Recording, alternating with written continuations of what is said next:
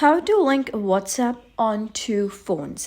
Hello guys and welcome back to the channel. In today's video I'm going to show you how you can link WhatsApp onto phones.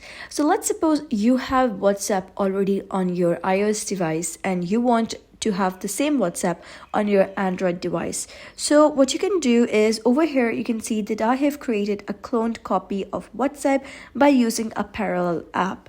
So once you do so, you're going to click on WhatsApp and you will be redirected to choose your language. Then you're going to click over here. So just click on next.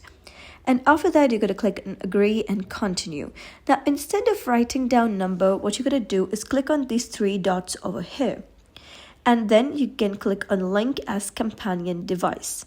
So once you click on that, you'll be able to see a QR code. So what you're going to do is open WhatsApp on your primary phone, tap on menu, three dots on Android or settings on iPhone and tap link devices and then link a device. And then you're going to point your phone to the screen to capture the code. So let's do it. So I am here on my primary device. What you're going to do is open WhatsApp. And then you're going to click on settings at the bottom right.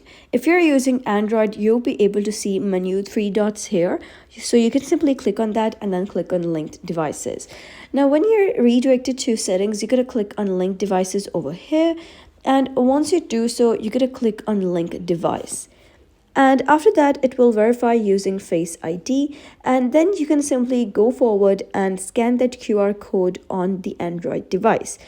So once done, you'll be able to see that you can use the same WhatsApp on both of your devices. So that was basically how you can link WhatsApp onto phones. So if you found this guide helpful, give it a thumbs up and don't forget to subscribe for more helpful tutorials. I'll see you in the next video.